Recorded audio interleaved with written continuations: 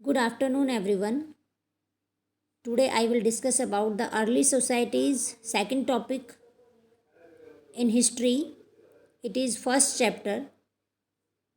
In our first video, I have discussed about the two themes relating early societies. Today we will study about the one of the most far-reaching changes, which was the gradual shift from nomadic life to settled agriculture, which began around 10,000 years ago. As you will see, in prior to the adoption of agriculture, people had gathered plant produce as a resource of food. Slowly, they learned more about different kinds of plants, whether they grow, they season, when they bore fruit, and so on. Means we can say that कि हमने पहले video में अपने प्रारंभिक समाज से संबंधित दो विषयों के बारे में पढ़ा था। पहला जो था वो सुदूर अतीत का था, जो लाखों साल पहले मानव अस्तित्व की शुरुआत कैसे हुई उसके बारे में था।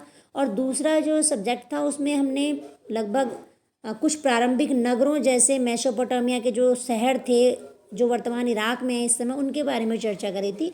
लेकिन अब हम जो करेंगे वो जो बहुत दूरगामी जिन्होंने प्रभाव डाले परिवर्तन, ऐसे परिवर्तनों के बारे में हम बात करेंगे आज। तो जो धीरे धीरे क्या हुआ था, लगभग 10,000 साल पहले की बात हम कर रहे हैं यहाँ पर इस समय।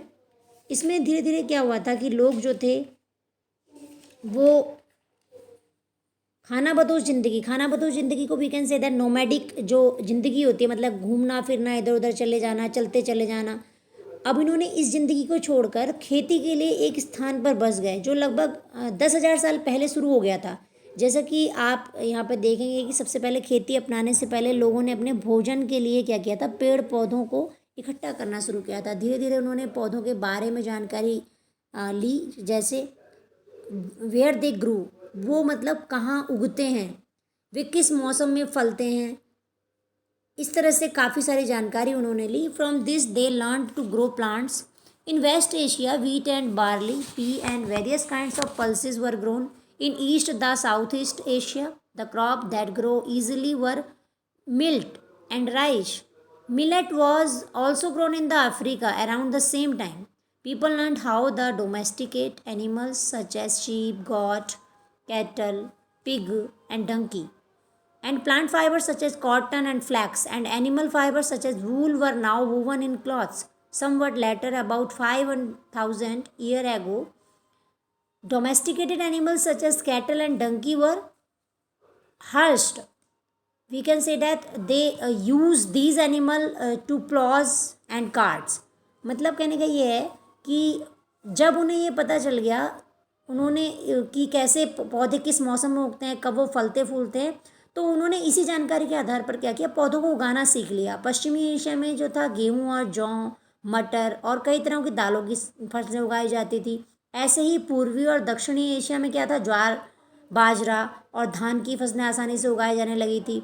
ऐसे ही ज्वार बाजरा जो था अफ्रीका में पैदा किया जाता था। और उन्हीं दिनों में लोगों ने भेड़, बकरियां, सूअर, गधा ऐसे ऐसे जानवरों को जो है पालना भी सीख लिया था। और पौधों से निकलने वाले जो रेशे थे, जैसे सुई, वो रुई हो गया, और सन हो गया जिसे पटसन भी बोला जाता है, और पशुओं से निकलने वाले रेशे भी जैसे ऊन आदि, इनसे जो क्या हुआ, कपड़े बुने जाने लगे। और लगभग आज से 5,000 साल पहले क्या हुआ, जो गधे और बहुत सारे ऐसे पालतू जानवर थे जो कि जिनको क्या किया जाने लगा, हलों और गाड़ियों के साथ जोता जाने लगा था। तो इस तरह से क्या हुआ था, these developments lead to other changes as well. When people grow crops they had to stay in the same place till the crop ripened. So settled life became more common, and with that people built more permanent structure in which to live. अब क्या हुआ, जब ये ऐसे परिवर्तन हुए तो लोग फसलें उगाने लगे। जब फसलें उगाने लगे तो उन्हें एक ही स्थान पर रहना पड़ा। क्यों? क्योंकि जब तक उगाई हुई फसल पक नहीं जाती थी तब तक उन्हें वहीं रहना पड़ता था। इसलिए एक स्थान पर जो बस कर रहना था वो एक आम बात हो गई थी, जिससे क्या हुआ, लोग अपने अपने स्थायी मकान बनाने लगे। और इसके साथ ही this was also the time when some communities learned how to make earthen pots ऐसे ही धीरे धीरे लोगों ने ये भी सीख लिया, बहुत सारे जन समुदाय ने, कि मिट्टी के बर्तन कैसे बनाए जाते हैं। अब अनाज और जितनी भी इकट्ठी किए गए सामान होते थे वो सब वो उनमें रखने लगे और उन बर्तनों में भोजन भी बनाने लगे वो। क्यों? क्योंकि वो स्वादिष्ट हो, खाना जो था स्वादिष्ट लगने लगा उन्हें।